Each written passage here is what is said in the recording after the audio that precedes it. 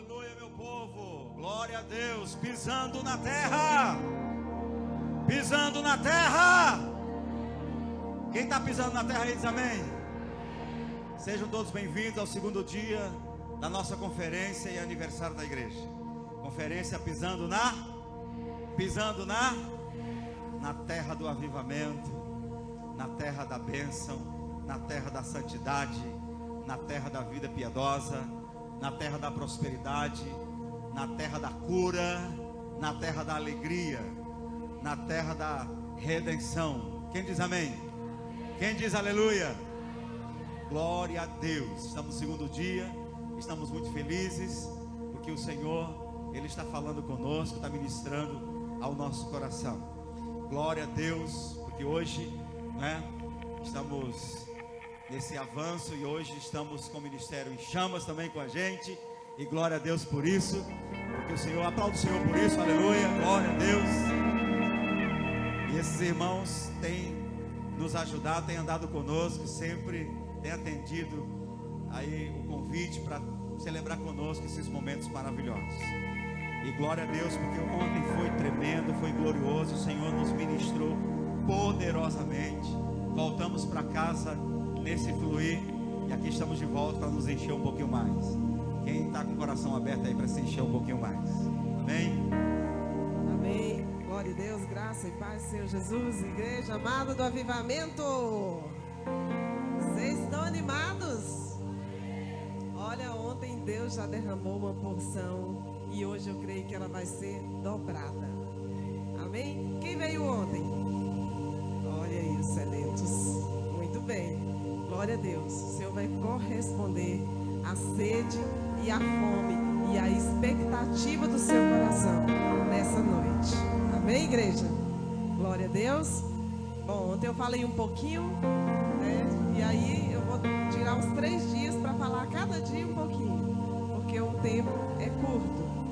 Mas, irmãos, nós fomos ali em Bogotá nos encher daquela unção. Ontem eu falei que nós fomos semelhantes a Eliseu, que esperou receber a porção dobrada que estava em Elias. E nós fomos com esse coração humilde para buscar em quem já recebeu mais do que nós. E ali Deus derramou sobre nós, de fato, de verdade. E nós estamos cheios da presença de Deus, cheios dele, com fome, com mais sede, vontade de derramar sobre a igreja essa unção, com vontade de buscar mais o Senhor todos os dias, cada dia mais, porque quando você se dedica, você quer, você tem aquele desejo, o Senhor derrama. Então, irmãos, nós vivemos num tempo que foi profetizado na Bíblia, porque no tempo de Jesus, os discípulos andavam com Jesus, viam tudo que Jesus fazia, tocava ele, era muito fácil crer. Mas a palavra diz que bem-aventurados que não viram e creram. Quem são esses bem-aventurados? Somos nós. Somos nós.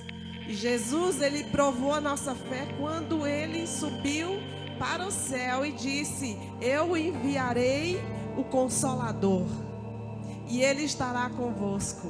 Vocês não ficarão órfãos. A diferença é que agora vocês não vão ver.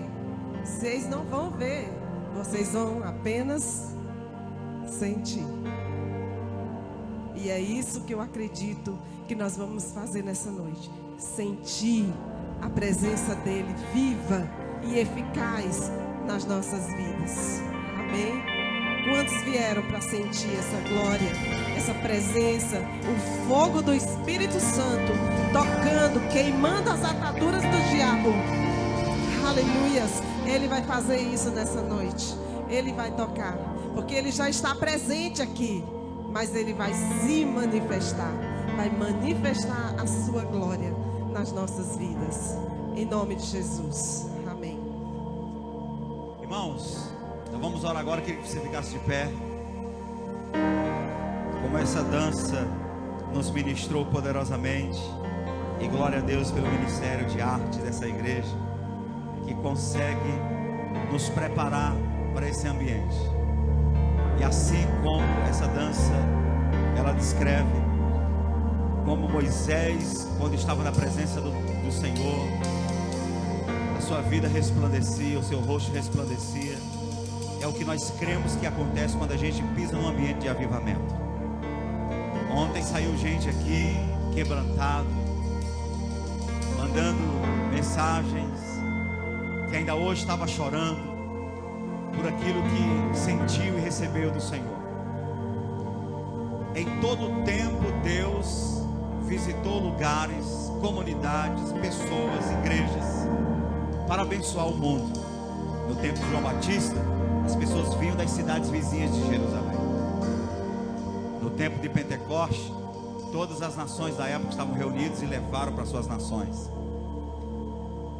Nos tempos dos avivamentos de John Wesley, no avivamento de Gales, diz a história que as pessoas saíam de outros países para irem lá, sentir o que eles estavam sentindo e trazer para os seus lugares. No avivamento da Rua Azusa, as nações se inclinaram para os Estados Unidos para sentir, num período de 3 anos, e trazer para suas nações. Você sabia que algumas igrejas que cresceram no Brasil, que cumpriram o propósito no Brasil, aqui no Brasil, vieram desse avivamento da Rua Azusa? Uma delas, a Assembleia de Deus. Os fundadores da Assembleia de Deus do Brasil vieram diretamente da Rua Azusa, do avivamento da Rua Azusa. Olha o resultado. Praticamente mais de 180 países foram alcançados. E nesses últimos tempos o Senhor está visitando lugares. Nós temos ido desde 2015 em Bogotá, justamente para pisar o pé naquele lugar. E toda vez que a gente vai lá, a gente volta mais abençoado, mais ministrado, mais consciente de que não tem outro caminho senão o avivamento para preparar a igreja para a volta do Senhor Jesus. E nós temos crido que assim como as nações têm ido em lugares específicos para sentir essa glória, Teresina será visitada pelas nações, o Piauí será visitado pelas nações. Pessoas sairão dos confins da terra para visitar a terra de avivamento, que é o que nós temos profetizado na Aliança de Pastores.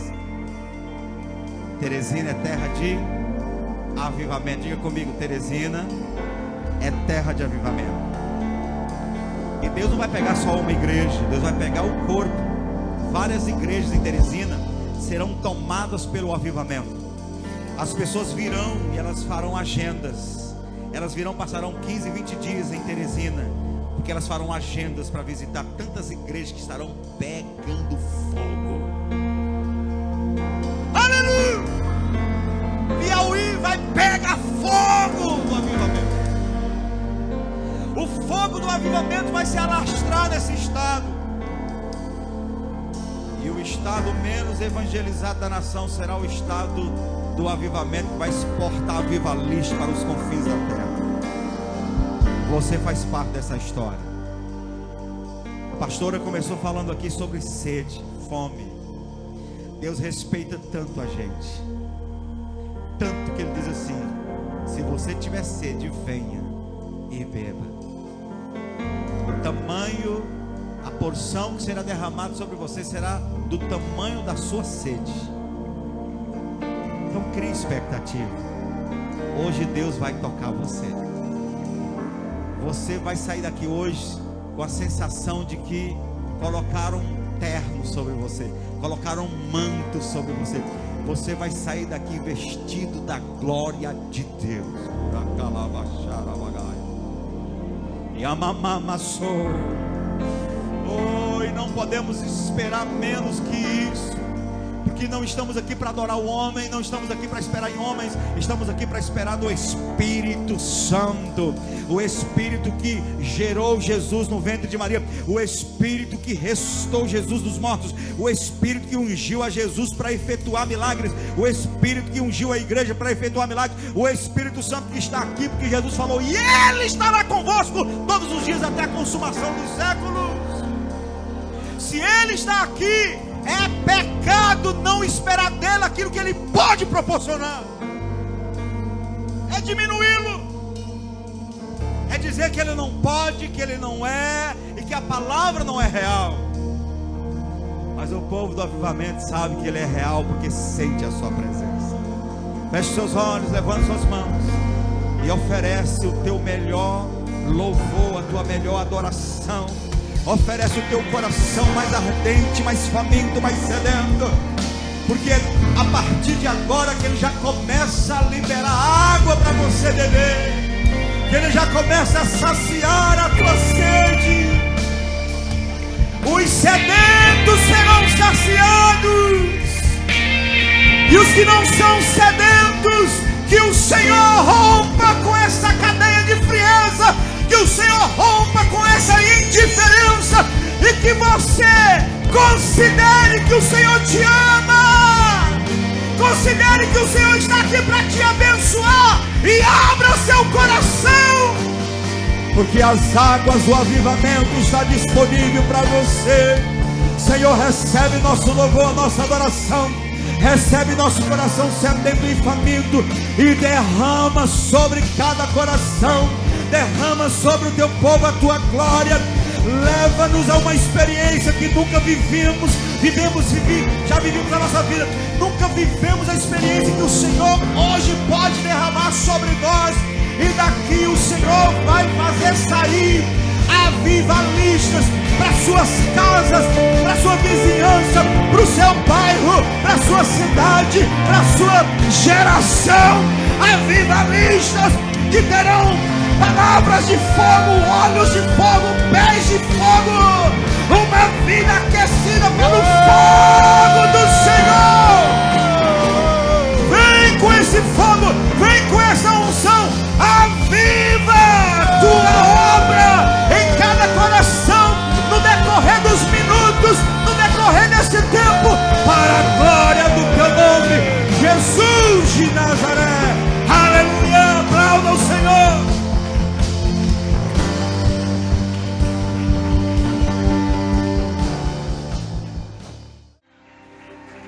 Conferência de avivamento pisando na terra. Diga assim comigo: eu já estou pisando na terra. Aleluia. As crianças, vai ter um momento especial para vocês agora. Os ministros estão lá atrás esperando vocês. Então vão lá, sem correr, que as crianças da IAC e os visitantes da IAC são bem educados. Olha aí, ó, tudo quietinho. Oh, aleluia. Glória a Deus. Amém? Nós tivemos no ano passado um evento chamado 50 horas. Quem veio aqui participar desse evento? 50 horas de culto. Foi forte demais. Nós vamos ter uma agora também. Aqui. Mas dessa vez são 25 horas. Vai ser o início no dia 12 do 7, né? Às 18h30. E vai terminar no dia 13 do 7, às 20h30. Quem vai vir participar? Olha, pastor, eu vou ficar direto. Amém, glória a Deus. Mas se você não puder, venha para cá, faça uma oração junto conosco. Vamos estar aqui. Quem puder acompanhar até o final, venha. Convido também as outras igrejas. Puderem participar, venham aqui, tragam uma palavra, ministrem. São 25 horas, esse momento de 25 horas, eu tenho certeza que Deus vai falar poderosamente com vocês. Amém? Amém. Quem está feliz com Jesus? Amém. Diga aleluia. Aleluia. Vamos ouvir a palavra? Aleluia. Quero chamar aqui o pastor Zezinho. Quero que o senhor aplaude o Senhor Jesus bem forte pela presença do Espírito Santo nesse lugar e pela palavra que será ministrada agora. Eu sei que Deus vai falar com você. Se prepare, abra o teu coração, que a porção que vai ser derramada hoje, você não vai conseguir ficar de pé. Se prepare. Diga para o seu irmão, se prepare. Aleluia. Estenda suas mãos para cá. Pai Santo e bendito Deus. Que tempo maravilhoso nós já tivemos contigo hoje. Mas eu sei que o Senhor tem uma porção maior. Então derrama, Deus, sem medida. Meu Deus, que a tua palavra que será ministrada agora, ela venha com poder e autoridade. Em nome de Jesus, sejam quebradas as cadeias. E que a tua unção, que será derramada nesse lugar, seja algo marcado para o resto de nossas vidas. Em nome de Jesus, amém. Aleluia, glória a Deus. Que o Senhor continue conosco, amém? Quem ama a palavra do Senhor diz amém. Quero aqui glorificar o Senhor por tudo que Ele está fazendo no nosso meio. Também agradecer pela presença de todos os visitantes que estão conosco. Quem está nos visitando e não é dessa igreja ainda, ou não é desse ministério. Você que está nos visitando, Deus abençoe, Deus abençoe. Vamos aplaudir o Senhor para os nossos visitantes, glória a Deus. Bem-vindos. Obrigado mais uma vez o Ministério em Chamas. Ontem nós tivemos também aqui alguns pastores de outras igrejas e hoje nós estamos com o pastor Edivan e a esposa, pastora, Deus abençoe, bem-vindos. Pastor Denis, que estava de aniversário ontem, menino. Chega, ele está assim, não sabe como é que faz com tanto bolo que ele tem comido esses dias. Bem-vindo, pastor Denis, nosso amigo, cabaneiro junto, amigo de caminhada para Bogotá, amigo de jornada, e estes dias também tivemos o privilégio de participar de um grande evento de avivamento, iniciativa dele, que foi o Azusa, né? Como é que foi mesmo o nome do... No aquecimento, né? Aquecendo o coração, foi. Noite de avivamento, foi muito bom, Deus abençoe, bem-vindo. Estamos aqui também com os nossos irmãos de Piripiri, glória a Deus. Deus abençoe, glória a Deus, Erivaldo, Claudivan, esposa. E aleluia. Era para ter vindo mais, mas tiveram uns contratempos, aí vieram os três representando nossos irmãos lá. Glória a Deus por isso. Aleluia. Tem mais algum pastor aí na nave da igreja, aí no meio dos irmãos, que a gente não está sabendo? Algum pastor, pastora? Se tiver, levante a mão. Não tem? Glória a Deus, Deus abençoe. Amém, meu povo. Parece que eu estou vendo alguém parecido com o pastor Flávio entrando acolá. Deve ser ele mesmo. Né? Amém. Então, meu povo, ontem foi o nosso começo. Estamos de festa, 3 dias, comemorando os 12 anos de história do avivamento cristão. E estamos felizes porque, apesar do nosso coração ansiar por coisas maiores, na nossa cabeça, na nossa mente, já deveríamos estar mais avançados. Contudo, a gente é grato por tudo aquilo que Deus já tem feito, porque até aqui tem nos ajudado o Senhor, amém? Pastor Flávio, aqui tem lugar, por favor, e a pastora, vem aqui para frente, glória a Deus, bem-vindos. E estamos felizes por tudo aquilo que Deus tem feito no nosso meio. É apenas o embrião de algo tão grande que viveremos no futuro, mas estamos vivendo esse tempo de semente, plantando a semente, estamos profetizando. O ano 2024, o Senhor nos deu a direção para profetizar, tomando posse da terra. E desde o início a gente explicou que tomar posse da terra não significava, não é, sonhar por um terreno, sonhar por uma casa, ou nem o ministério usar isso para fazer campanhas, para saturar os irmãos, para comprar, enfim, construir. Apesar que se Deus der essa direção, seremos fiéis para cumprir, mas não é essa a direção que Deus tem dado. Tomar posse da terra é tomar posse daquilo que pessoalmente Deus tem para a vida pessoal de cada um de nós. Para a igreja em coletividade, tomar posse da terra é, sobretudo, a gente viver o avivamento, e Jesus é o avivamento. Jesus é o avivamento, amém? Ele é o avivamento. Pastor, mas é meio incoerente, porque Jesus não está na vida de cada um de nós? Tá, eu creio que tá, deveria estar, né? É, só que Jesus estava no barco com os discípulos, mas estava dormindo, e a tempestade estava assolando o barco, eles iam morrer. E Jesus foi despertado, e quando ele foi despertado, ele acalmou a tempestade, ele trouxe paz, ele trouxe vida, ele trouxe alegria. Então, é fato que às vezes Jesus está na nossa vida, mas ele está quietinho, está adormecido, e as tempestades nos salopando a gente, e às vezes a gente tenta de um jeito, tenta de outro, usa palavra profética, palavra de determinação, e não acontece nada. Por quê? Porque o Jesus, que é o único que pode acalmar a tempestade, está dormindo. E avivamento é manter Jesus acordado em nossa vida, é manter Ele no governo da nossa vida, é manter Ele no controle da nossa vida. Quem diz amém?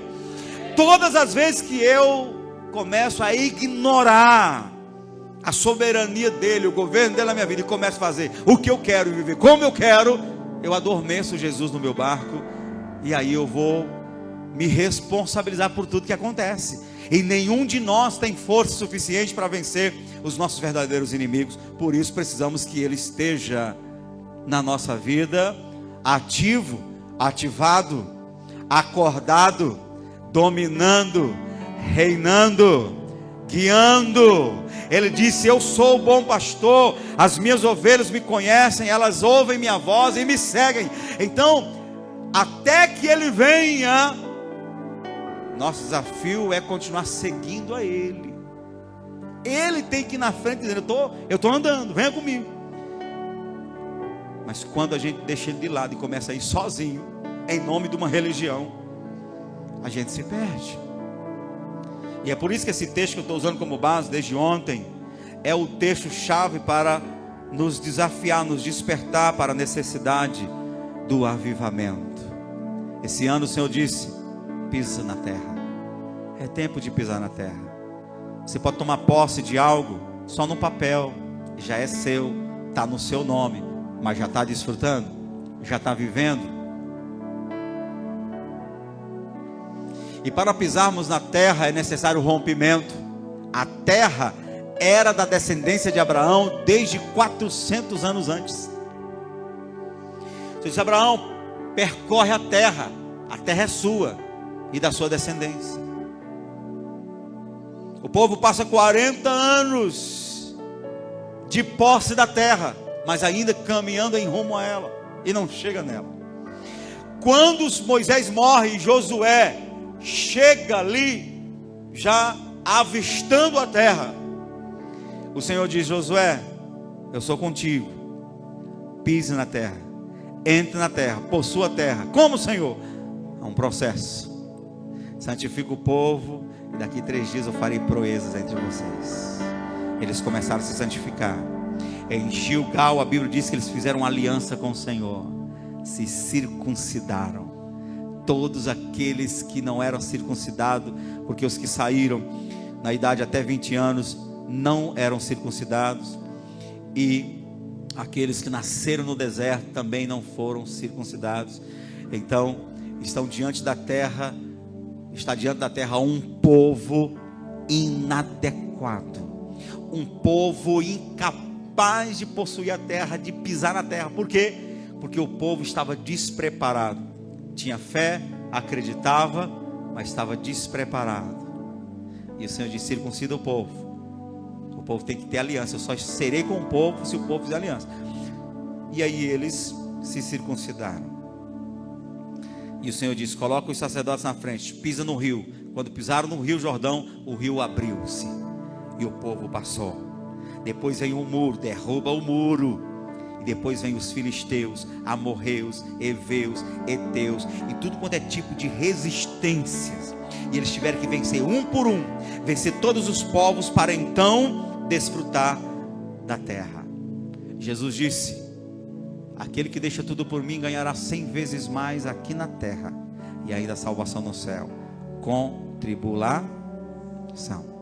O Senhor já nos abençoou com toda sorte de bênçãos espirituais nos lugares celestiais. Por que essas bênçãos não estão fluindo de maneira sobejante em nossas vidas?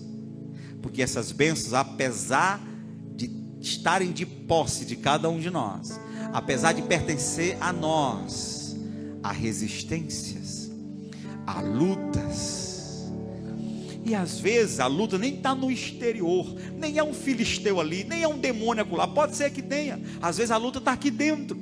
Às vezes a luta está aqui na mentalidade. Deus me chamou para viver mesmo essa miséria. Glória a Deus porque eu estou doente. Glória a Deus porque eu estou na miséria. Glória a Deus porque eu perdi o casamento. Glória a Deus porque a Bíblia diz que em tudo dai graças. Oh, desgraça.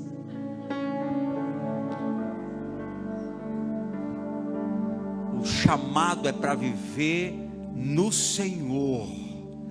Posso todas as coisas naquele que me fortalece. O Senhor diz: for chamado para a liberdade, então não se submeta à escravidão do inferno e nem dos homens. Você foi chamado para viver uma vida plena no Senhor. O diabo e o ladrão é que vem para matar, roubar e destruir. Eu vim para que tenham vida e vida com abundância. Então o povo de Deus não deve aceitar uma vida menos do que a abundância da vida que o Senhor prometeu. Amém? Vai ter situações em que Deus vai chegar e dizer assim: olha, a minha graça te basta. Vai. Vai ter situações difíceis, você vai dizer: ei, nisso aqui, tu pode orar o tanto que quiser, mas a palavra é: a minha graça te basta. Mas até que Deus fale, como falou com Paulo, o nosso papel é clamar, romper, avançar. Então há uma terra para a tua vida nesses próximos 6 meses, 7 meses que virão. Há uma terra para a sua vida. Pise nela. Como é que eu piso, pastor? Rompendo todas as cadeias que até hoje não tem permitido você chegar lá. Como é que eu rompo? Ontem nós recebemos uma palavra aqui. Para romper essas cadeias, precisamos de unção. Precisamos de unção. Precisamos de unção. Ignore isso. Tente fazer com a tua força. E Jesus volta. E você vai estar igual um esqueleto, pelejando ainda para romper, e nunca vai conseguir. Porque não é por força, nem por violência, mas pelo meu espírito, diz o Senhor dos exércitos. Apocalipse capítulo 3, versículo 14 em diante. Vamos ler novamente o texto, porque é com base nesse texto que estamos extraindo a reflexão para esses dias. Versículo 14, estou na tradução NVI. Ao anjo da igreja em Pérgamo escreva: estas são as palavras daquele que tem a espada afiada de 2 gumes. Sei onde você vive, onde está o trono. Irmão, eu estou no texto certo? Estou nada, meu amigo, eu estou no capítulo 2. Vamos voltar de novo. É bom porque pelo menos lê um versículo a mais, né? Ninguém gosta de ler a Bíblia.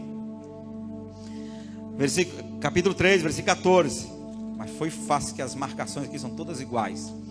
Ao anjo da igreja em Laodiceia escreve: estas são as palavras do Amém, a testemunha fiel e verdadeira, o soberano da criação de Deus. Conheço as suas obras, sei que você não é frio nem quente. Melhor seria que fosse frio ou quente. Assim, porque é morno, não é frio nem quente, eu estou a ponto de vomitá-lo da minha boca.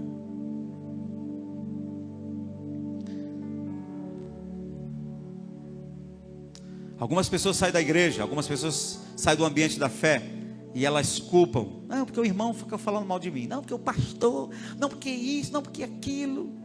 E ninguém considera que pode ter sido Jesus fazendo assim, ó. Ninguém considera isso. Não, foi por causa disso, foi por causa daquilo. É porque eu estava vivendo uma vida assim, tão insosso, tão assim, sem sal, que aí eu não via diferença entre estar na igreja e fora. Aí, então eu já fiquei fora mesmo. Mas será que foi você que saiu? Ou foi Jesus que não suportou o morno?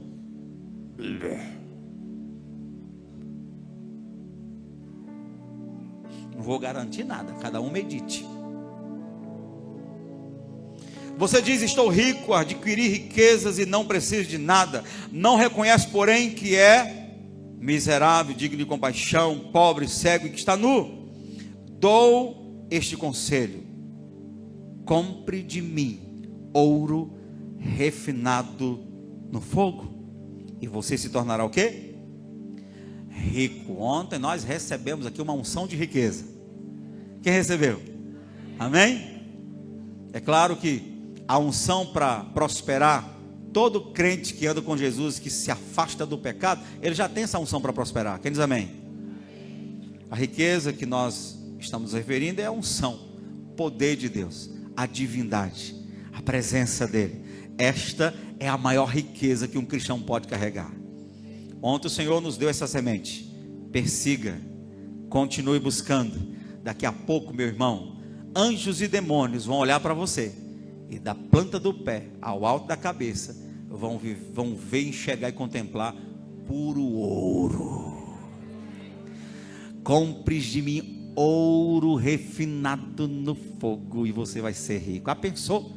O anjo olhar para você e diz: rapaz, como é que pode a eternidade inteira servindo ao Senhor, não tem um brilho na gente de ouro. Esse indivíduo de repente começou a pingar ouro para todo lado. Ai!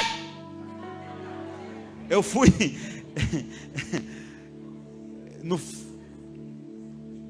eu não sei se ainda tem mais, mas tinha um movimento que era organizado por Dan Duque em Belo Horizonte, Fogo e Glória. Esse evento ministrou durante muito tempo David Keelan, Antônio Cirilo e toda essa turma que na década de 2000 foi levantado e se destacou no Brasil. Eu fui em 2010 lá. E aí, quando foi a ministração do Antônio Cirilo, ele começou aqui: poderoso Deus. Aí começou: poderoso Deus. Aí meu corpo começou a balançar. E eu segurei aqui tinha um palco de madeira assim feito assim, eu segurei para não cair. Aí daqui a pouco, não tem que me segurasse. É uma unção violenta. E com tudo isso que eu senti naquele lugar, na hora da adoração, daquele momento, quando de repente o povo assim, uns 3 de um lado, uns 5 do outro aqui, mostrando a mão, pingando o ouro da mão, as mãos suadas e pingando a mão, brilhando. Se você passasse a unha, vinha cheio de ouro, pó de ouro nas unhas. Eu disse: Senhor, eu me sacudi, quase me quebrei no meio, não tem um pingo de pó na minha mão, e esses indivíduos tudo aqui, pó de ouro nas mãos. Porque Deus às vezes sinaliza que a presença dele está se manifestando através do ouro. Ouro representa a divindade, pureza, riqueza espiritual. O Senhor nos deu essa semente. Estávamos lá em Bogotá e o nosso amigo Andrés, quem conhece aqui o Andrés, veio aqui já, ministrou para os jovens e é uma bênção. Desde 2016 que ele nos acompanha lá em Bogotá. Ele é de Bogotá, de uma outra igreja, mas sempre participa lá do congresso de avivamento com a gente. Dessa vez, na hora da unção, ele recebeu ouro nas mãos. Ele estava com a mãe dele lá. Agora, dessa vez que nós fomos, ele se olhou para a mão, estava cheio de pó de ouro na mão, nas 2 mãos. E foi no momento da unção liberada para a cura. E a mãe dele estava com um problema que não conseguia levantar o braço. Ele colocou essa mão cheia de ouro no ombro da mãe, ministrou cura, e ela foi curada na mesma hora. Estava lá sacudindo o braço para todo lado. Aleluia! E ele veio: eu recebi essa unção. Foi todo feliz falar com a gente. Um jovem. Essa presença do Senhor, ela precisa aumentar em nosso meio. O Senhor já visitou e eles, no ambiente de avivamento, ele faz algumas coisas. A Bíblia fala sobre dons e sinais. Esse é um dom de sinais. Em alguns lugares que o Senhor visita, ele começa a colocar dente de ouro nas pessoas. Dente de ouro. As pessoas de repente, rapaz, um ouro, dente de ouro na sua boca. Nós tivemos uma pastora que na década de 90, ela participou de um avivamento numa igreja lá em Brasília, e ela recebeu um dente de ouro. Até hoje ela mostra, fala assim, ó, e mostra o dentão bonitão de ouro, dado pelo próprio céu. Ouro sinaliza, e a Bíblia fala sobre dons de sinais. Cair no poder é um dom de sinal. A Bíblia fala sobre dons de sinais. Cair no poder. Quem fala mal desses ambientes que as pessoas caem, não conseguem ficar em pé, está falando mal da Bíblia. A Bíblia fala que pessoas não conseguiram ficar de pé quando o Senhor veio e se manifestou. Quando o anjo Gabriel visitou Daniel, ele ficou como morto, caiu. Quando Jesus falou para os soldados romanos, ele perguntou, estão buscando quem? Jesus, sou eu. Está lá em João, Evangelho de João, capítulo 20. Sou eu. A Bíblia diz, quando ele diz, sou eu, todos caíram. Eu quero todos no chão. Dom de sinais. No dia de Pentecostes, a Bíblia diz que as pessoas olhavam e estavam dizendo, tão bêbados, por quê? Porque eles estavam caindo. O que faz uma pessoa bêbada? 120 bêbados, tudo bêbado assim. Quem olha diz, cara, não tem jeito, tipo, tá bêbado. Tá fazendo o quê? Todo mundo em pé, formal, cantando. Aleluia. É?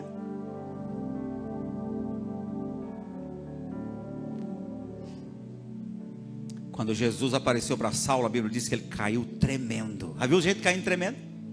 Eu já vi muito. Cai tremendo. Eu sou um deles que já cai várias vezes, tremendo. Meu irmão, balança o esqueleto até. Aí, eu não acredito nisso, isso aí não é de Deus. Então a Bíblia não é de Deus, porque está dentro da Bíblia essas experiências. João, em espírito, na ilha de Patmos, a Bíblia diz que ele ouviu a voz de Jesus atrás dele, voz como voz de muitas águas. Ele disse que quando eu olhei, virei para olhar, puf, caí como morto. Uma vez eu me preocupei, em um dos nossos cultos veio uma pessoa lá da Santa Maria da Codipe. Os filhos trouxeram ela, que ela escutou no rádio, veio, nem crente era, eu vim saber depois. E orando para as pessoas, algumas caíram, e ela caiu, e caiu assim, molinho, e acabou. Ficou lá, meia hora, terminou o movimento e ela lá. Aí os filhos foram lá e acordaram ela. Ela disse que não viu mais nada, quase morre.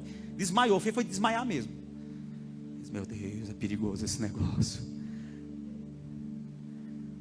Mas uma outra, alguns vão lembrar aqui, no momento do mover, caiu, molinha. Eu disse, rapaz, essa pessoa é tão crente, que recebeu foi com tudo. Quando se levantou chorando, dizendo, eu quero aceitar Jesus. Era espírita, e aceitou Jesus no momento do toque do Espírito Santo. Dom de sinais que mostram que Deus está ali. Às vezes não vai transformar a pessoa não levanta uma semi-anjo, não se levanta assim, sabe, mudada. Foi só um toque para mostrar que Deus está ali. Ignorar isso, resistir a isso, é dizer, Espírito Santo, o Senhor pode se manifestar, mas tem que ser do meu jeito, não do seu. Então eu saio da posição de criatura e vou para a posição de criador. Deixa o Espírito Santo soprar sua presença entre nós. Deixa ele tocar, deixa ele ministrar. Ele sabe como cada um precisa do toque dele.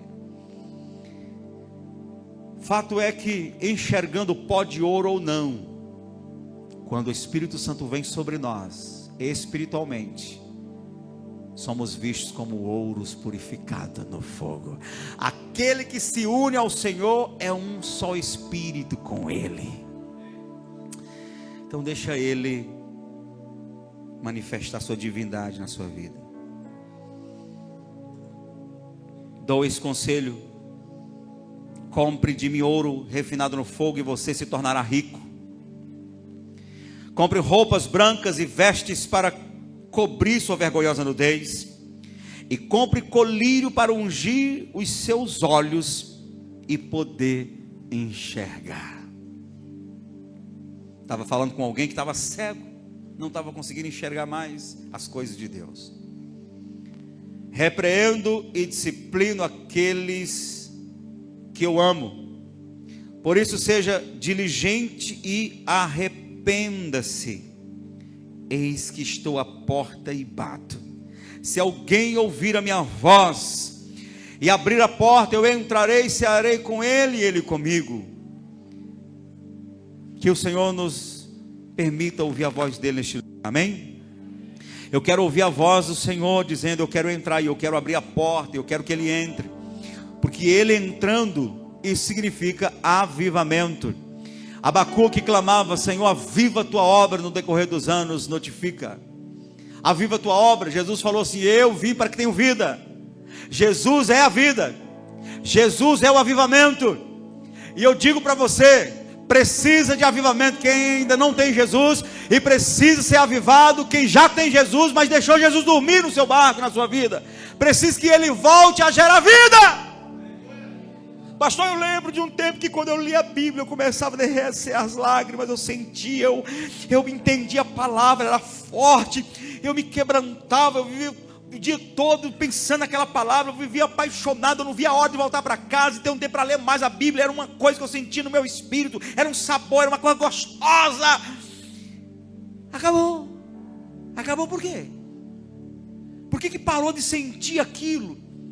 Eu vivi um tempo, pastor, que meu coração queimava, toda pessoa que sentava do meu lado, eu queria falar de Jesus para ela, mas eu não sinto mais. Por quê? Porque Jesus dormiu, ou então ele foi colocado para fora. E quando Jesus está falando aqui, ele não está falando para quem não é crente, está falando para o crente. Aliás, está falando para um líder, para um pastor. Eu estou do lado de fora, eu estou à porta e bato, pá, pá. Se ouvir minha voz e abrir a porta, eu entrarei. Sabe uma coisa que não vai valer quando chegarmos diante do Senhor, prestarmos conta para Ele? Não vai valer a gente dizer: Senhor, mas eu era teu, por que o Senhor não fazia o que queria? Mas eu era teu, o Senhor poderia invadir a porta. Eu era teu, por que o Senhor permitiu fazer isso? Eu era teu. Eu até orava: faça-se a tua vontade, assim na terra como no céu. Eu era teu. Tudo é teu. Tudo é teu. E deixa que não adianta dizer tudo é teu se o coração trancou. A gente sabe que a porta que ele está batendo é o coração. Quantas vezes o marido chega para a mulher e diz assim: eu te amo, e ela responde: mentira. Mas eu estou dizendo que eu te amo, mas eu sei que é mentira. Porque a mulher sente quando é mentira. Ela sente quando o abraço é falso. Ela sente quando ele está indo forçado. Ela sabe que ela é que está empurrando ele para fazer as coisas, para ir, para corresponder. Mas ele está indo mesmo, se pudesse não iria. Ela sabe. Então, ou você se entrega corpo e alma para sua mulher, ou para o seu marido, ou então um saberá que há falsidade, um saberá que há uma lacuna ali. Ou não, eu estou falando besteira aqui? Eu estou falando besteira? Estou não. Ninguém conhece o seu próximo como um cônjuge conhece o seu, porque a Bíblia diz que são uma só carne. Quantas vezes a mulher disse: foi isso que você pensou, foi isso que você falou, foi isso que você quis dizer? Ele disse: foi não, e na mente dele: oh, adivinhona, Satanás está repreendido em nome de Jesus.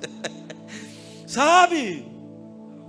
Há uma comunhão, há uma intimidade maior, e a Bíblia diz que o Senhor, Ele conhece o nosso coração, o profundo e o escondido, conhece que está em trevas e com Ele mora a luz. Capítulo 2 de João fala que alguns homens vieram para elogiar Jesus, mas Jesus não dava muito osa para eles, porque ele sabia o que havia no coração do homem. O Senhor conhece. Então digo para você, nós podemos enfeitar, nós podemos aproveitar um culto maravilhoso, onde todo mundo está levantando os braços e adorando e cantando, nós podemos fazer o que for. Ainda assim Jesus sabe até que ponto o teu coração está se abrindo para Ele, até que ponto está havendo uma rendição, até que ponto está havendo uma entrega, até que ponto isso é real.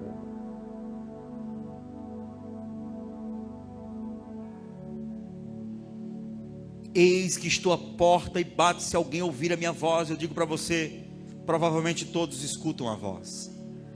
Uma palavra que é ministrada com fidelidade, certamente todos conseguem escutar algo do Senhor. Certamente há algo na palavra que o Senhor fala e conscientiza, e você no mínimo concorda: de fato isso precisa mudar na minha vida, de fato é assim mesmo, estou entendendo. Mas não basta compreender, não basta ouvir a voz, a resposta ainda será mais eficaz do que simplesmente ouvir. Jesus fala da parábola de 2 filhos. O pai tinha 2 filhos, chegou para o mais velho e disse: filho, vem comigo trabalhar na minha vinha. Ele disse: de novo? Eu não estou com vontade, eu estou cansado, eu não aguento mais esse negócio de ir para a vinha. Acabei de lavar meus pés, pisar de novo na uva. Mas aí depois ele foi. Chegou para o mais novo: filho, vamos comigo para vir. Papaizinho, né? Eu vou, claro que eu vou. Como é que eu não vou? Eu vou, claro, pai, que hora que nós vamos? E não foi. Jesus disse: quem fez a vontade do Pai? Quem reclamou mesmo assim foi? Ou quem demonstrou que iria e não foi? Agradou quem mesmo reclamando, mesmo foi.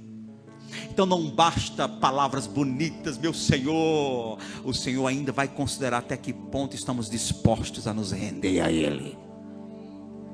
E a sede, eu creio piamente que a sede que Jesus fala, ela é uma consciência do quanto precisamos dele.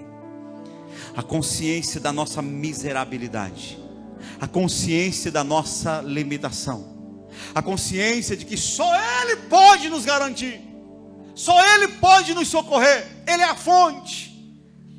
Porque quando eu me iludo achando que eu posso, que eu sou autossuficiente, que eu não preciso dele, não preciso orar, não preciso buscar, não preciso dessas coisas, eu não preciso dessas coisas, eu já estou bem. Isso é fechar a tampa do recipiente para não entrar água. Bem-aventurados os pobres de espírito, que deles é o reino dos Deus. E a gente sabe que ser pobre de espírito é reconhecer que é espiritualmente pobre, que precisa de Deus, que nunca tem suficiente. Eis que estou à porta e bato. Se alguém ouvir a minha voz e abrir a porta, eu entrarei em sua casa e conhecerei ele comigo. Ao vencedor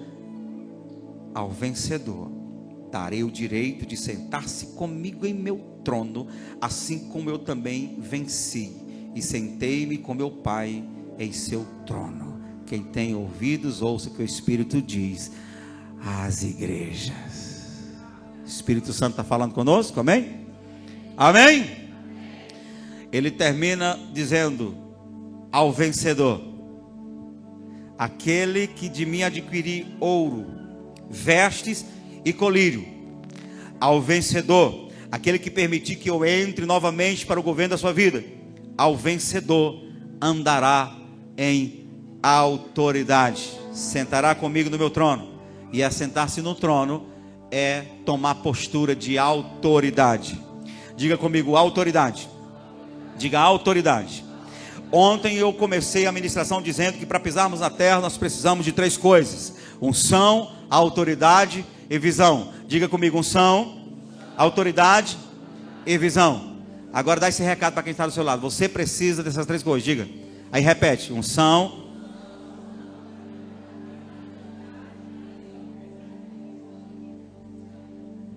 A unção é o poder. A unção é a força. Às vezes você pode ter autoridade, mas se você não tiver com o poder, em momentos específicos, a tua autoridade pode não valer. Nós temos policiais no nosso meio. Eles podem chegar assim, em certa situação, para certos loucos, e dizer assim: eu sou policial, você está preso. E contudo, o indivíduo não obedecê-los, só porque ele tem autoridade, só porque ele é policial. Mas se ele mostrar sua força, se ele pegar o berrante, aí a história é diferente. Por quê? Porque ele está mostrando o poder que ele tem. A autoridade está na lei que o apoia, que o cobre. Mas o poder está na arma. E com esta arma, ele mobiliza o bandido. Ele neutraliza a força do bandido. Ele faz ele se render. Então a unção é esse poder. A unção é essa capacidade que o Senhor nos dá para expulsar os demônios. Amém? Expulsar o demônio. Mandar o demônio sair. E ele tem que sair, porque há uma força, há uma unção que o força a isso.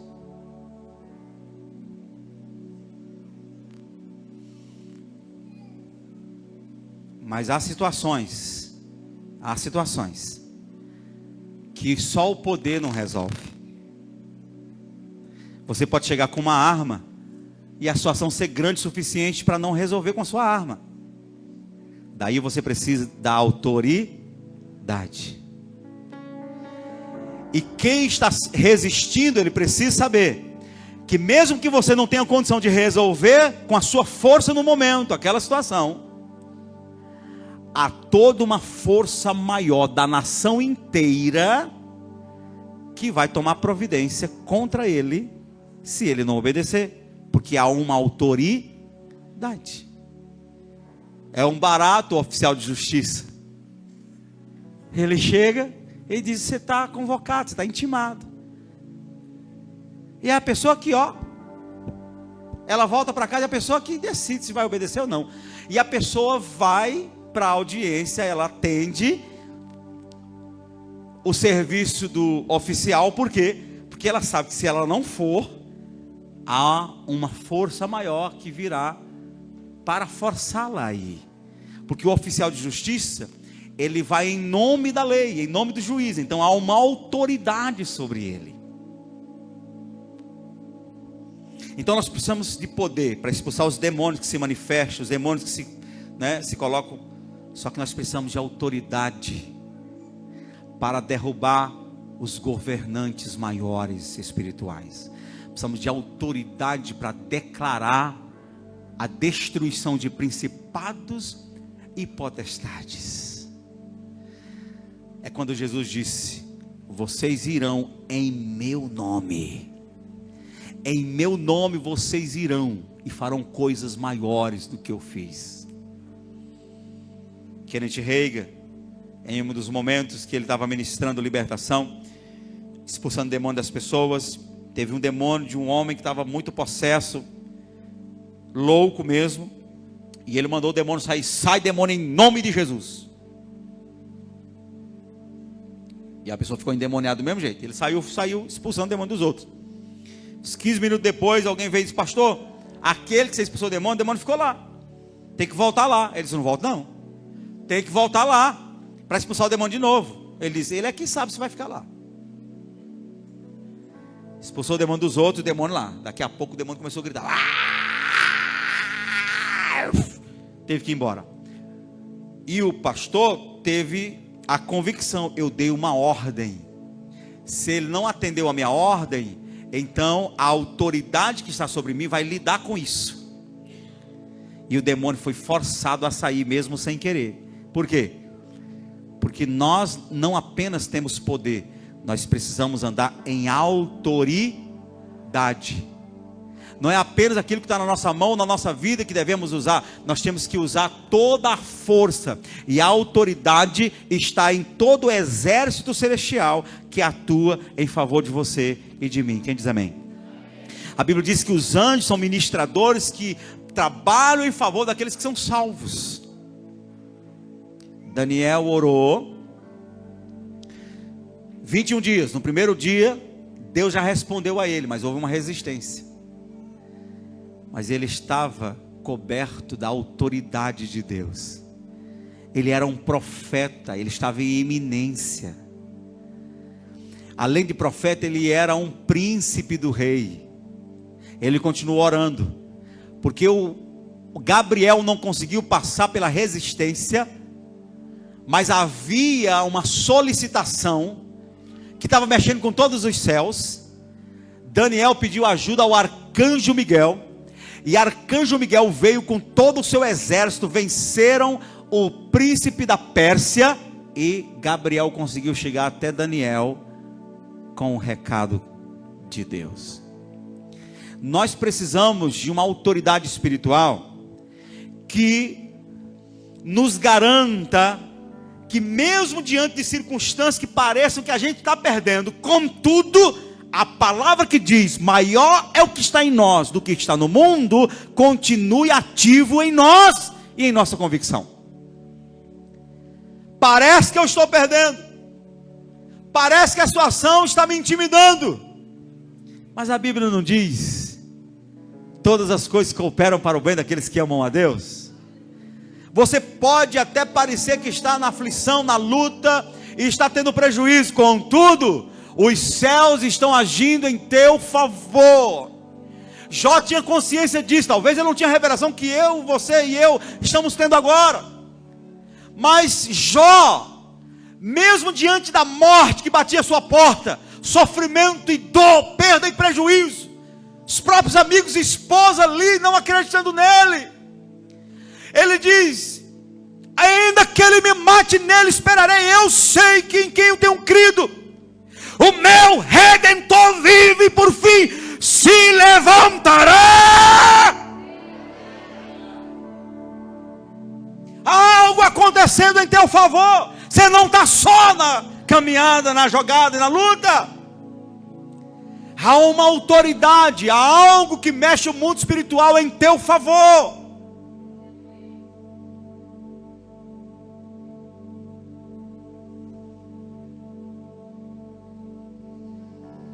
E é nisso que precisamos andar agora. Deixa eu ver se eu tenho tempo para isso. Quero falar de autoridade. E essa autoridade ela é representada pelas vestes. Jesus diz: aconselho-te que de mim compres vestes para cobrir tua vergonhosa nudez. Vestes na Bíblia representam duas coisas: santidade e autoridade. Santidade e autoridade. Vida piedosa e autoridade. Diga comigo: santidade e autoridade. As vestes que representam santidade, eu quero ler alguns textos bíblicos. Eclesiastes capítulo 9, versículo 8 diz: em todo tempo sejam alvas as tuas vestes. Santidade. E nunca falta o óleo na tua cabeça. O contexto é, logo em seguida, o rei vai falar: goza a tua vida com a mulher da tua mocidade, porque é quem Deus deu para você e é com ela que você tem que viver o resto da vida. Está falando contra adultério. Está falando contra a mancha do leito. Porque a Bíblia diz que o casamento é um leito imaculado. E o Senhor vai lidar com os adúlteros. O Senhor vai pedir conta dos adúlteros que mancham o leito imaculado que é o casamento. Então quando o rei está falando que suas vestes sejam sempre brancas, ou seja, que no seu casamento você seja íntegro, que não haja adultério, que não haja mancha, que suas vestes sejam brancas, santas. Quem diz amém? Então as vestes elas representam santidade na nossa vida. 1 Pedro 1,15 diz: mas como é santo aquele que vos chamou, sede vós também santos em toda a vossa maneira de viver, porquanto está escrito: sede santos, porque eu sou santo. Todo o meu estilo de vida deve ser um estilo de vida onde haja integridade, não haja apontar de dedo. Casamento, negócios, estilo de vida como um todo, santidade. Apocalipse 16,15 diz: eis que venho como ladrão, bem-aventurado aquele que vigia e guarda as suas vestes, as suas roupas, para que não ande nu e não se vejam as suas vergonhas. Roupa cobre a nudez, roupa cobre a vergonha, e vergonha é uma reação ou um sinal do pecado. Foi depois que Adão e Eva pecaram que perceberam que estavam nus. Todas as vezes que a gente peca, todas as vezes que a gente está com alguma área da vida comprometida em pecado, a gente se sente o quê? Nu. Parece que quem olha para a gente está vendo defeito. Parece que, sabe, por isso que tem gente que tem medo de receber a oração de um suposto profeta. Tem gente que tem medo de... O pastor Jadiel pelou de medo quando a Karine disse que ia levar ele na igreja, e que tinha um pastor lá que revelava as pessoas. Ele: Deus me livrai. Mas isso foi antes dele se converter. Por quê? Porque quando você está no erro, a sensação que você tem... Por isso que pessoas que estão no erro, elas vivem na defesa. Elas vivem o tempo todo argumentando, caçando um jeito de atacar, para que não se vejam os seus erros. Porque pecado mostra nossa fragilidade, nossa vergonha, nossa nudez. E a santidade, vestes limpas, vestes brancas, é o começo da conquista de uma autoridade. A autoridade é quebrada quando as vestes estão sujas, quando há pecado, quando há nudez. Então diga comigo: vida piedosa gera autoridade. Vida piedosa é vida de santidade, vida consagrada a Deus, vida íntegra diante do Senhor. Em Zacarias capítulo 3 vai falar de um sumo sacerdote chamado Josué, que estava diante de uma perda de integridade, uma perda de autoridade, porque ele estava com as suas vestes manchadas. Zacarias 3:1. Eu acho que eu estou agora na tradução corrigida fiel. E ele mostrou-me o sumo sacerdote Josué, o qual estava diante do anjo do Senhor, e Satanás estava à sua direita para lhe opor. Satanás se acha no direito de se opor a alguém cujas vestes estão manchadas. Mas o Senhor disse a Satanás, esse Senhor é o anjo: o Senhor te repreenda, ó Satanás. Sim, o Senhor que escolheu Jerusalém te repreenda. Não é este, se referindo a Josué, não é este um tição tirado do fogo? O que acontece quando a pessoa começa a pecar?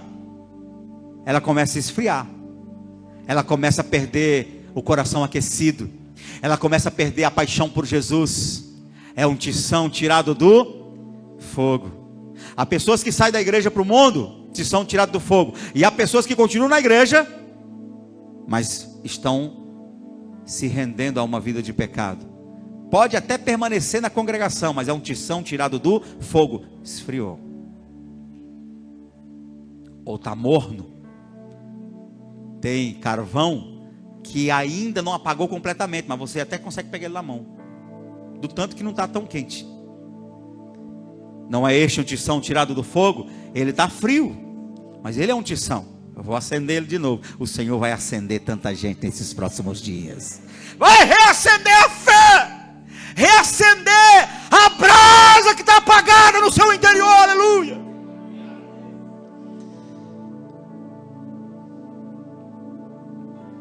Versículo 3: Josué vestido de vestes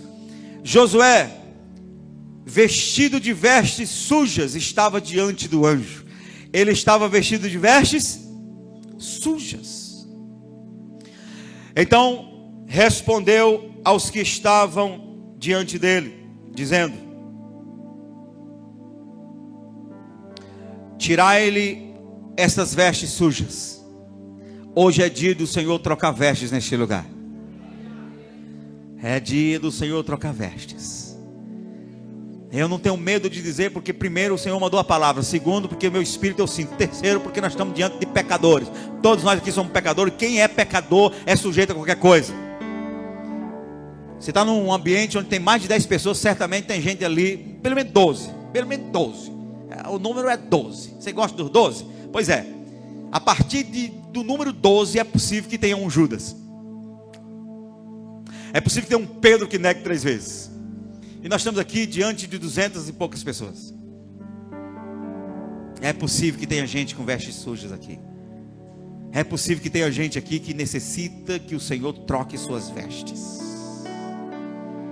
Tem gente aqui que o Senhor olha para a sua vida e há um jornal nas suas vestes: prostituição, adultério, droga, vício, mentira, inveja, e toda a roupa está manchada. O Senhor às vezes não quer só lavar as vestes, Ele quer trocar as vestes. Ele quer dar uma veste nova. Ele diz assim: ó, compre de mim vestes, porque a sua não serve mais. Tirai-lhe estas vestes sujas. E a Josué disse: eis que tenho feito com que passe de ti a tua iniquidade, e te vestirei de vestes finas. Vestes sujas, iniquidade. Vestes finas, santidade.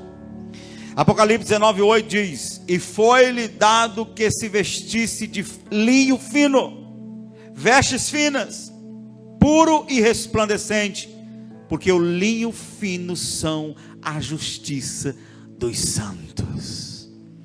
A Bíblia diz em Romanos 5:1: sendo, pois, justificado pela fé, temos paz com Deus por meio de nosso Senhor Jesus Cristo. Toda a igreja é possível andar e viver com vestes limpas. Algumas pessoas ficam desesperadas quando escutam algo como isso e olha para a sua vida inclinada a alguns pecados. Como é que eu vou vencer isso? Como é que eu faço? A Bíblia diz que é pela fé. Quando você se rende pela fé, quando você se entrega a Jesus pela fé, é Ele que justifica você. Ou seja, é Ele que veste você de vestes de linho fino, de vestes brancas. E a partir do momento que você se sente com vestes brancas, você tem uma força maior para zelar daquilo que você recebe do Senhor. Ninguém consegue sozinho se vestir. Jesus diz: compre de mim, eu é quem tem uma roupa que você precisa vestir. Por isso que o púlpito da igreja, o culto no que nós nos envolvemos e participamos, deve ter necessariamente um apelo que desafia o povo a vir, a se doar um pouquinho mais, para ver se consegue chegar um pouquinho mais perto de Jesus e trazer Ele para dentro da sua casa. Porque se minha vida com Deus, minha vida na igreja é apenas de ouvir algo e achar bonito, voltar para casa e não ser desafiado a dar um passo, não ser desafiado a me arrepender um pouco mais, não ser desafiado a ser vestido com essas vestes, então a igreja vira uma religião morta. Se a minha vida, a minha participação nos cultos não me faz voltar para casa mais arrependido, mais constrangido, mais quebrantado e mais limpo, não adianta. Eu estou na igreja, é maravilhoso, eu louvo junto e tal, e quando está lá fora é um cão.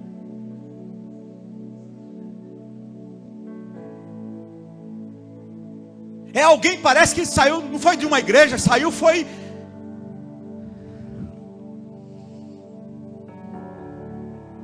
Como é que dá o nome daquele negócio lá que é um movimento grande hoje, no Brasil? Os legendários. Parece que saiu, foi dos legendários, antes de tomar banho, todo lamaçado.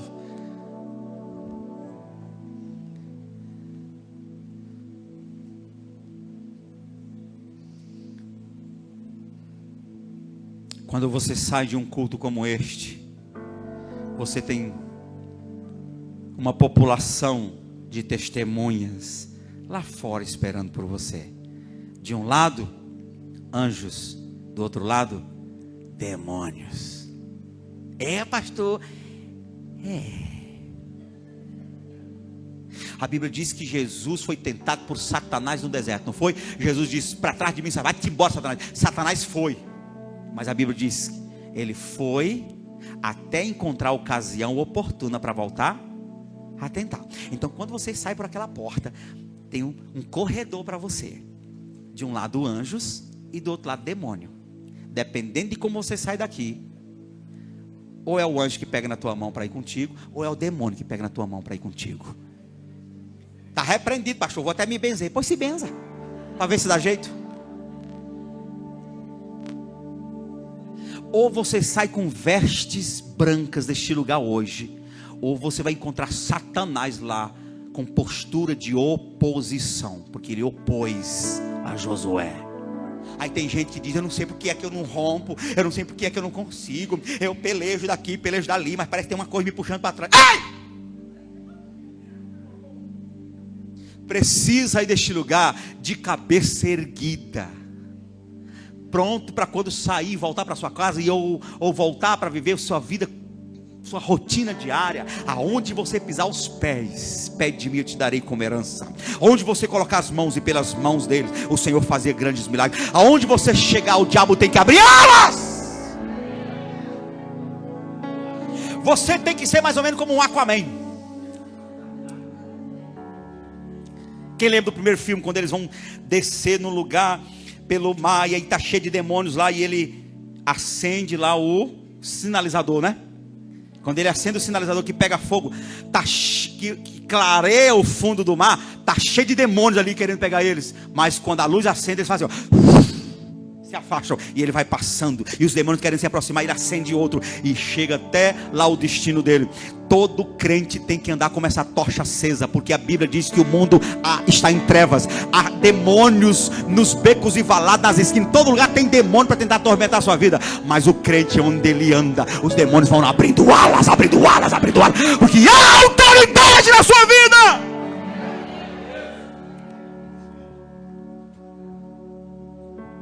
Ele não pode se opor ou resistir àquele cujas vestes estão limpas, àquele cuja cédula de culpa foi riscada. O diabo é legalista, ele trabalha através das suas culpas, não tendo culpa. E as vestes limpas de linho fino representa que você é inculpável, representa que você não tem culpa. Por quê? Porque as vestes de linho são a justiça dos santos, os atos de justiça dos santos, sabe? Representa que você pertence àquele que te justificou do pecado. Então vestes representa santidade. Diga comigo, santidade. Essa santidade, ela gera a autoridade. Josué só teve autoridade de continuar sendo sumo sacerdote e exercendo seu ofício depois que as suas vestes foram trocadas. E as vestes de autoridade, elas são reais na nossa vida. As vestes de autoridade, elas existem. Talvez a gente não vê, mas o mundo espiritual vê. E a autoridade é algo maior do que o próprio poder. Por isso que Jesus falou assim: eis que eu vos dou poder e autoridade. Não basta ter poder, tem que ter autoridade. E aí você vai ver na Bíblia pessoas que Deus chamou para cumprir uma missão, pessoas que Deus chamou para exercer autoridade em sua geração, e o sinal dessa autoridade estava nas vestes. Diga comigo, vestes na Bíblia representam autoridade. Houve um menino chamado José. José nasceu sendo fruto do amor do seu pai com a sua mãe. A Bíblia diz que Jacó amava Raquel, e Raquel era estéril, orou e Deus lhe respondeu, e o fruto foi José. Não preciso dizer que todo José é abençoado só por ser José. Quem é José aí? Só tem eu, José? Quem tem o nome de José aí? Zezinho. Pois é, só eu sou Zé aqui. Oh meu Deus, que misericórdia. José, ele carregou algo da parte de Deus para a sua vida, e ele começou a sinalizar isso. José começou a sonhar, e o sonho tinha a ver com um futuro de autoridade. Sol, lua e estrelas se prostrando diante dele. Os feixes de trigo dos irmãos se prostravam diante do feixe de trigo dele. E Jacó começou a perceber: esse menino é diferente, ele não é apenas um Zezinho, ele vai ser diferente, ele vai para algum lugar. E a Bíblia diz que, reconhecendo isso, Jacó fez uma veste para ele. Jacó fez uma veste colorida para José e deu para ele vestir. E José começou a se destacar diante dos seus irmãos. José começou a se levantar como alguém que o pai confiava, e ele trazia relatório dos seus irmãos e denunciava o erro dos seus irmãos. Ele era muito íntegro, e o pai começou a confiar nele, e isso começou a gerar um desconforto no relacionamento dele com os seus irmãos. E os irmãos dele começaram a planejar tirar as suas vestes. Incomodava os seus irmãos o fato de ele ter vestes que o destacava de entre eles. E então, uma vez, José foi procurar eles, e Deus era com José, e José não encontrou eles, porque eles sabiam: José vai vir nos encontrar aqui, vamos para o outro lado bem longe. Só que ficou um anjo lá esperando por José. Quando José chega lá, esse homem, que a gente sabe que é um anjo: o que é que você está procurando? Estou procurando meus irmãos, você sabe para onde eles foram? Eu ouvi eles dizer que iam para tal lugar. E José vai, quando José começa a gritar para os seus irmãos, eles começam a dizer: vamos matá-lo, é o nosso momento, não dá mais para suportar. Pega José, não matam, mas prende ele numa cisterna, depois vende ele como escravo, mas não deixou que ele levasse a sua capa, a sua veste, porque a sua veste representava a autoridade. Eles pegam aquela veste, matam um cordeiro e sujam as vestes de José no sangue do cordeiro e apresentam as vestes de José, a veste colorida, para o seu pai Jacó. Ou seja, não bastou vender José, precisamos mostrar para o nosso pai que não adiantou ter dado uma veste para ele, que o fim dele foi isso. Todas as pessoas a quem Deus começa a chamar e começa a dar veste de autoridade, e vai ter gente perto tentando tirar as suas vestes, vai ter gente perto tentando de alguma maneira, sabe, usando palavras depreciativas, palavras negativas, para tentar fazer você desistir daquilo que parece que Deus tem para a sua vida.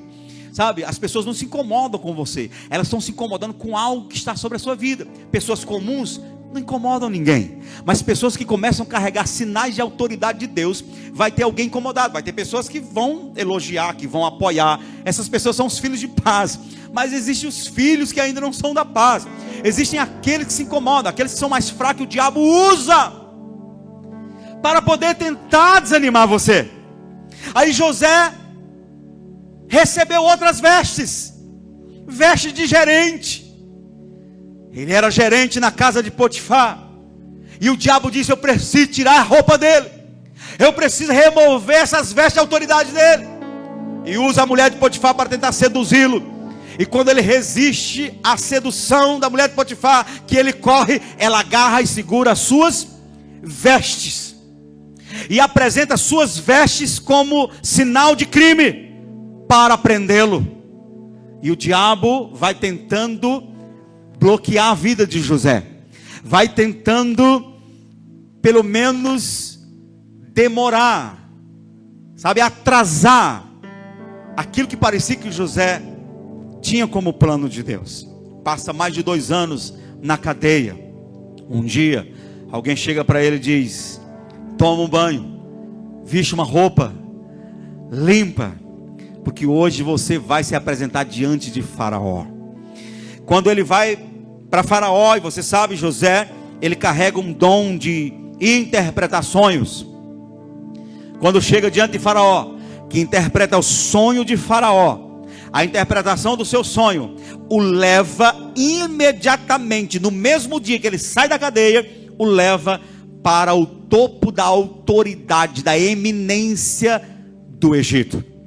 Faraó diz: quem poderia em todo o Egito ter condições, ter o poder de administrar, de realmente ser solução nesses tempos de crise e de prosperidade, senão José, este que tem o Espírito do Senhor. Colocou vestes de governador nele, vestes de autoridade nele, deu o melhor carro e o cavalo de Faraó, e ele disse: a partir de hoje não se move uma palha sem a ordem de José. No Egito, só eu sou maior que ele. A partir de agora, ele exerce autoridade sobre todos. Sabe qual é a mensagem de Deus para a nossa vida? Quando o Senhor começa a liberar autoridade sobre você, quando Ele começa a te vestir com veste de autoridade, você pode passar por fases difíceis, pode passar por lutas, os homens podem até tirar e bloquear e tentar atrasar aquela autoridade, mas se foi Deus que te deu, se é Deus que está te chamando, mais cedo ou mais tarde, você estará lá no lugar que Deus planejou. José estava no lugar onde o sol, a lua e as estrelas tiveram que se prostrar diante dele. Na Bíblia mostra que o faraó, ele adora o Deus Sol, e ele é considerado o Deus Sol quando ele morre. Então está lá o sol, a lua, sabe, as autoridades de Faraó, que brilhavam pelo brilho dele, e também todos os feiticeiros, tudo quanto é tipo de estrelas que haviam ali no Egito, todos se prostraram, declarando que José era o homem maior do Egito depois de Faraó.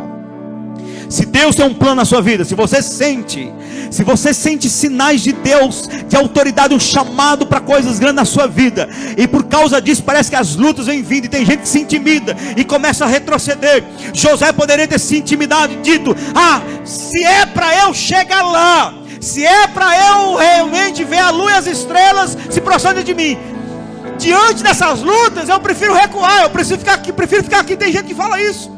Eu quase caí nesse laço. Uma vez, expulsando o demônio de uma jovem, expulsei o demônio dessa jovem numa cidade pequena do sul do estado do Piauí. E foi difícil expulsar esse demônio, porque os avós estavam levando ela para tomar banho no terreiro de macumba. Foi uma luta, 40 minutos, mas eu consegui expulsar aquele demônio em nome de Jesus. A moça foi liberta, os avós ficaram felizes e a cidade ficou sabendo. Porque quando eu terminei de expulsar aquele demônio, estava cheio de gente na porta, na janela, na rua, para ver, estava escutando meus gritos, minha peleja para conseguir expulsar aquele demônio. Eu tinha 2 anos de convertido. Quando eu saí daquela casa, que fui para a casa que eu estava hospedado, foi um percurso de mais ou menos 700 metros. Eu senti o inferno caindo em cima de mim.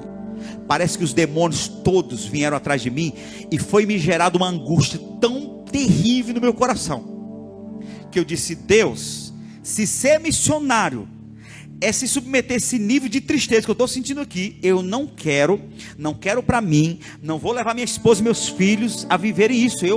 Hoje eu rejeito. Se para ser missionário é viver o que eu estou sentindo, foi um nível de angústia, irmão, um nível de angústia que eu só não senti vontade de morrer, no sentido de me matar, mas vontade de desaparecer eu senti. Foi um nível de angústia que eu nunca senti na minha vida, nem quando eu era do mundo. E eu cheguei na casa, eu estava de jejum, e eu cheguei na casa, que eu estava hospedado, pedi licença e fui. Eu já estava desistindo.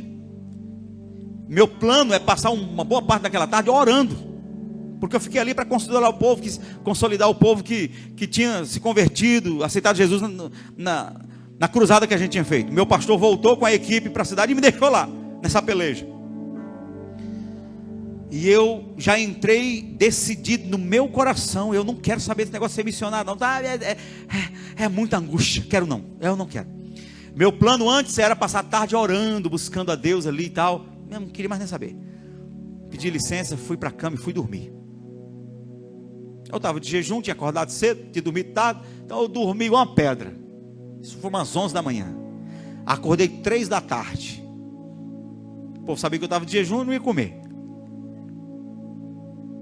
Eu acordei com o barulho da conversa. Estava cheio de gente na sala da casa. Quando eu levantei, que cheguei lá, estava todo mundo me esperando. E disseram: nós sabemos, a gente ficou sabendo o que aconteceu, a menina foi liberta, e nós viemos aqui para ouvir o que você tem para falar para nós. Irmão, aqui foi um batismo de ânimo, de alegria. Com o mesmo extremo que eu senti aquela angústia, veio a alegria do Senhor no meu coração. De Senhor, me perdoe pelo que eu estava sentindo. Por pouco eu coloco a mão no arado e olho para trás. Aquilo me renovou. Eu preguei o evangelho naquela tarde debaixo de uma unção tremenda. Quando foi de noite, me levaram para a frente de uma escola. A direção da escola liberou os alunos, foram mais de 200 alunos, encheu a rua. E o povo estava ali para ver aquele menino que expulsou o demônio. Talvez você não esteja entendendo o nível. Aquela menina, quando ficava endemoniada, ela botava todo mundo para correr da casa. Escondiam as facas. E ela não sabia onde tinha. Quando o demônio pegava ela, ela ia direto na faca. E colocava o povo para correr. Levaram o padre da cidade e as freiras. Acenderam vela e começaram a rezar. Ela quebrou as velas de todo mundo e botou o padre com as freiras tudo para correr. Chamaram o pastor de uma igreja lá para ir lá orar. E o pastor prometeu: nós vamos nos preparar e vamos jejuar e orar. E até hoje não foi. E aí eu, um menino de 2 anos de crente, tive que enfrentar essa luta. Então a cidade inteira sabia da dificuldade. Então a cidade parou para ouvir um menino de 20 anos pregando o evangelho. Sabe o que eu dizia? Jesus está aqui! Eu pulava. Aleluia! Aleluia! Eu não posso continuar pulando, porque eu já estou com outra idade, né?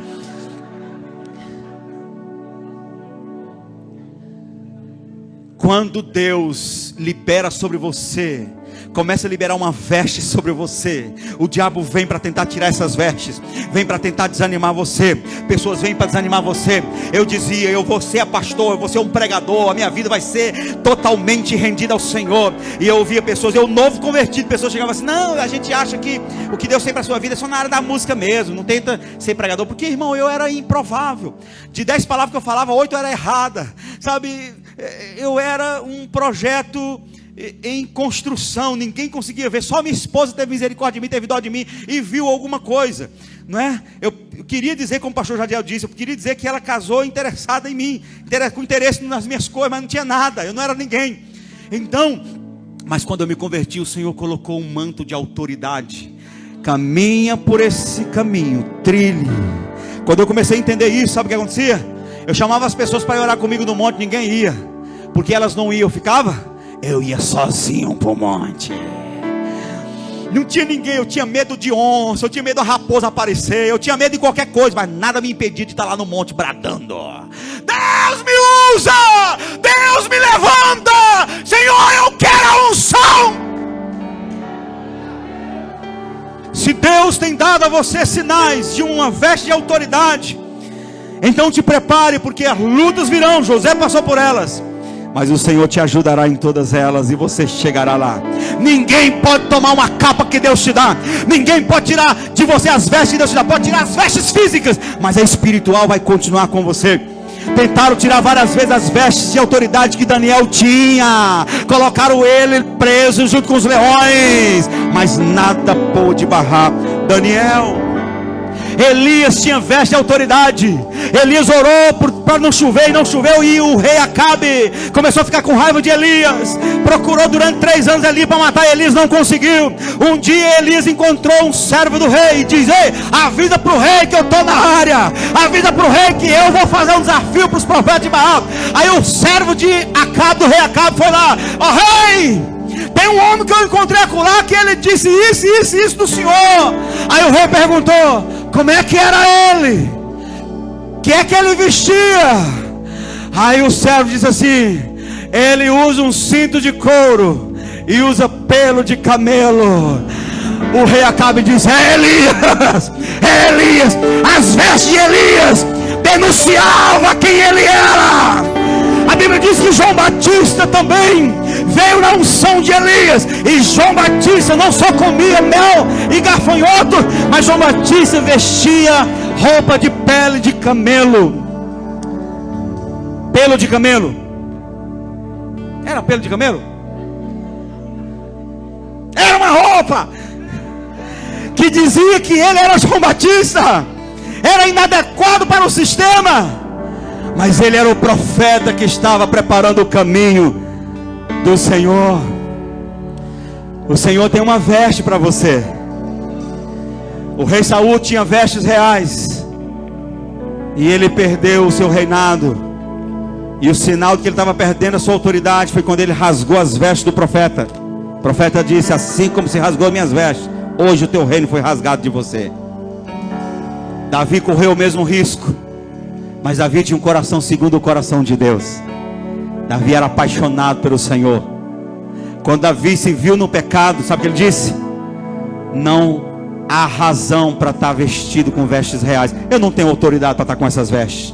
Ele tirou as suas vestes, tirou a coroa e passou a se desnudar diante do Senhor. Quando o problema foi resolvido, que Deus o perdoou, é que ele voltou a vestir as vestes reais. O Senhor tem vestes para você, mas tem que ser nele. O nosso coração nele, como era o coração de Davi. A Bíblia diz que Jesus tinha vestes que sinalizavam a sua autoridade. Não, pastor, Jesus era tão comum como os outros. Inclusive Judas teve que beijá-lo para identificá-lo diante dos soldados, diante dos discípulos. Sim, mas quando Jesus chega diante do rei Herodes, o rei Herodes diz: você é rei? Você diz. Você é filho de Deus? Você está dizendo. Então faz um milagre para mim ver, para eu ver. Jesus não fez nada. Mesmo assim, o rei Herodes disse: se você é rei, por que não está vestido com vestes reais? Tirou suas vestes reais e colocou sobre Jesus. Porque Jesus precisava ir para a cruz como um rei que morre pela humanidade, como uma autoridade. Quando os soldados vão rasgar as vestes e eles percebem, esse manto aqui é caro, não vale a pena a gente rasgar, vamos lançar sortes. Eram as vestes que Herodes tinha colocado sobre Jesus, porque a autoridade de Jesus foi sinalizado pela coroa de espinho que colocaram e pelas vestes do rei. E o rei não foi um rei judeu, e nem foi um sumo sacerdote judeu, foi o rei Herodes. Por que tinha que ser um rei Herodes?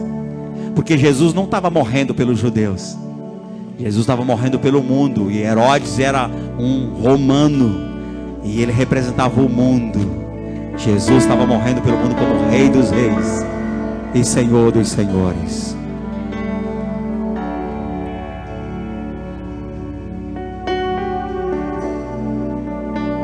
Talvez você esteja aqui dizendo, pastor, eu tenho dificuldade de acreditar que eu posso ter vestes, que eu posso receber uma veste aqui, porque você não sabe minha vida.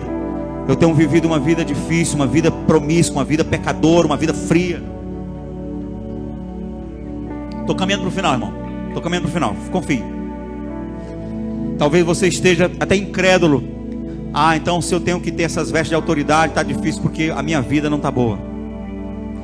Mas a Bíblia fala de um filho que chegou para o pai e disse, pai, dá a minha parte que me pertence, que eu quero vazar, eu quero curtir o mundo, eu quero viver minha natureza. E o pai dele deu para ele, e ele foi embora. Ele gastou as suas riquezas na prostituição, na promiscuidade, nos vícios, nas farras. E ele começou a passar fome, passar necessidade. Um dia ele disse, caindo em si, disse, os trabalhadores de meu pai vivem melhor que eu, os escravos de meu pai vivem melhor que eu vou voltar para a casa do meu pai. E se ele me aceitar pelo menos como um dos escravos dele, como um dos jornaleiros, trabalhadores dele, para mim vai ser melhor sobremaneira do que essa vida que eu estou vivendo. E ele faz seu caminho de volta, e o pai dele o enxerga de longe. E quando o pai dele o enxerga de longe, vai dar um beijo no pescoço dele, o abraça, e ele diz, pai, pequei contra os céus e perante ti, já não sou digno de ser chamado teu filho. Sabe o que o pai diz?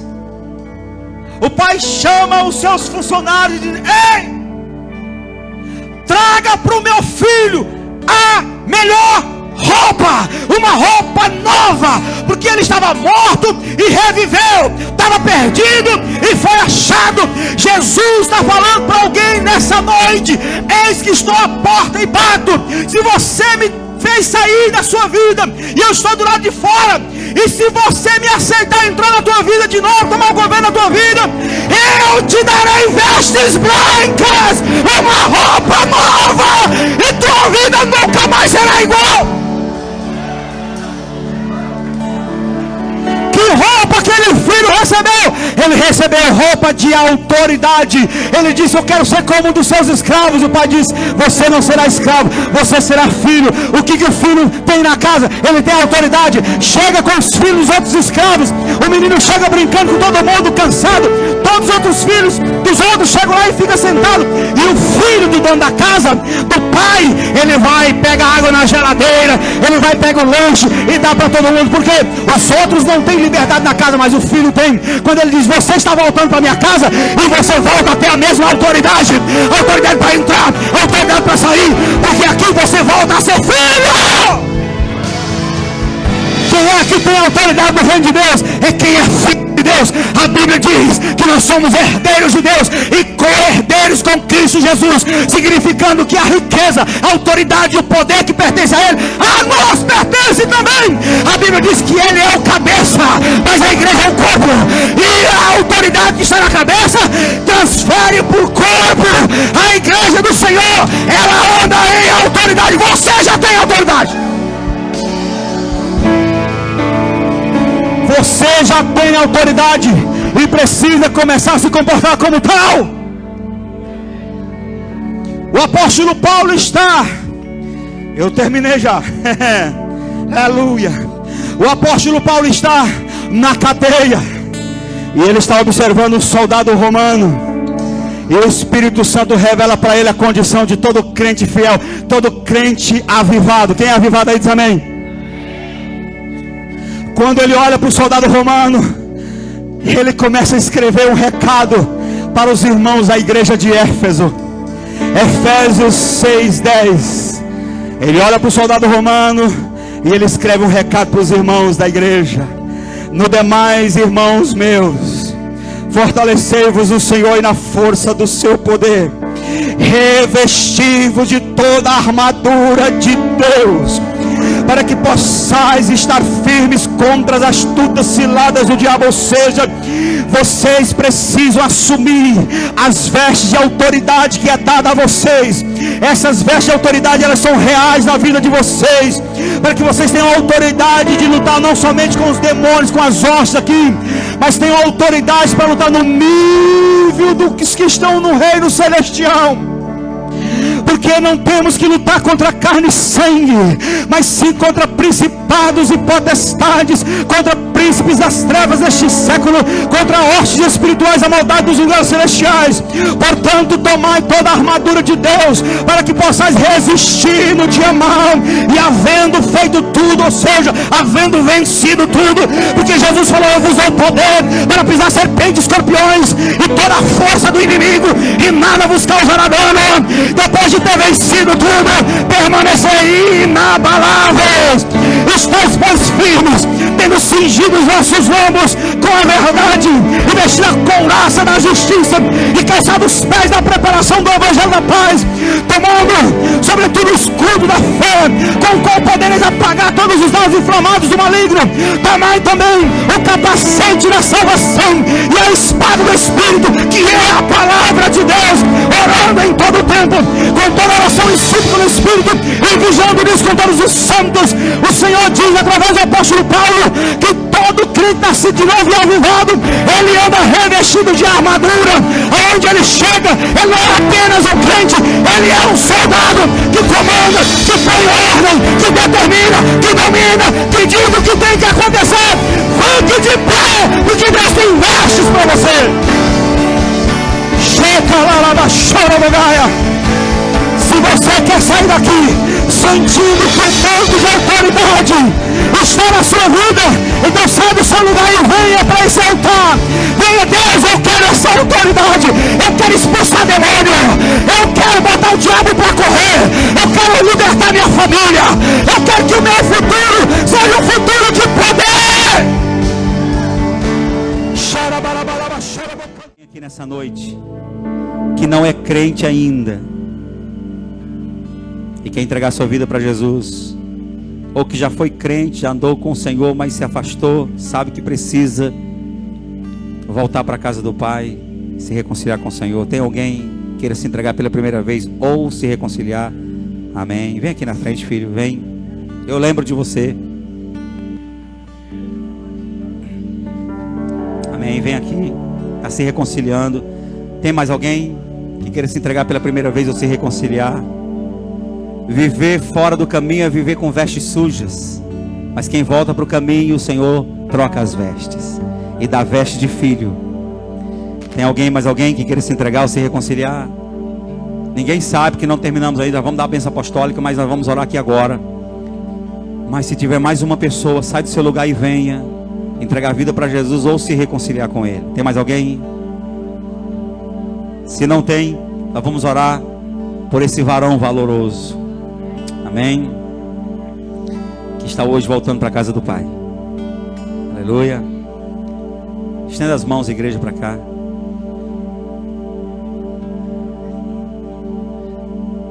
Francisco, feche os olhos e diga comigo: Senhor Jesus, como filho pródigo, hoje eu volto para a casa do Pai. Me recebe, reacende meu nome no livro da vida, porque eu declaro que Tu és o meu Senhor e o meu Salvador. Amém. Continue com os olhos fechados. Vamos orar, igreja. Senhor, abençoamos a vida do Francisco. Tua palavra diz que o que ligarmos na terra, o Senhor liga no céu. Ligamos aqui agora o nome do Francisco aceso no livro da vida. Assim como o Pai dá ao Filho sandália nos pés, anel no dedo e roupa nova. O Francisco volta para a casa dele hoje com anel no dedo, sandália nos pés e roupa nova, como filho de Deus, reativado, reconciliado, para desfrutar de tudo que o Pai tem para a sua vida. Nós o abençoamos em nome de Jesus. Amém. Aplauda o Senhor Jesus. Aleluia. Glória a Deus. Abençoe. Amém, meu povo. Tá tarde, vamos terminar esse momento. Cadê dos pastores? Pastor Denis foi embora, pastor Denis? Pastor Flávio foi embora, pastor Flávio? Ah, tá todo mundo lá? Pastor Flávio, vem aqui, pastor Flávio. Ontem nós tivemos um dos pastores nos abençoando por último. E agora nós vamos receber a última oração aqui, bênção apostólica com o pastor Flávio. E aí, irmãos, o Ministério em Chamas vai terminar nesse clima aqui, adorando o Senhor, com um último louvor, e a gente passa esse último momento. Obrigado, Ministério em Chamas. Vocês têm música nas plataformas, não tem? Spotify, povo, escuta, são músicas, louvores ungidos. E glória a Deus pela vida deles. Glória a Deus pelos irmãos de Piripiri que vieram. Glória a Deus pelos pastores que vieram, pastor Edivan, pastor Denis. Glória a Deus pelo que o Senhor tem feito neste lugar. Pastor Flávio, por favor.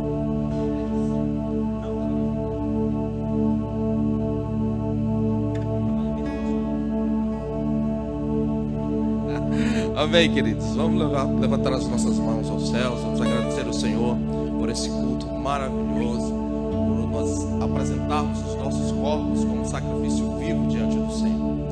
Pega suas mãos, Pai. Muito obrigado nessa noite por esse momento maravilhoso. Pai, muito obrigado pela palavra do Senhor que falou tremendamente aos nossos corações nessa noite.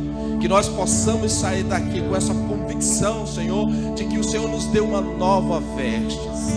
Nós seremos, ó meu Pai, homens e mulheres transformados nesta noite. Saímos daqui com essa convicção de que o Senhor nos deu uma veste nova para sairmos e impactarmos lá fora, para a Tua glória, Senhor, e para o Teu louvor, meu Pai, nesta noite. Que a comunhão com Teu Espírito Santo, a paz de Cristo que excede todo entendimento, possa ser com toda a Tua igreja, desde agora, meu Pai, e para todo sempre. Aquele que crê diz amém. Aplauda Jesus bem forte, aleluia.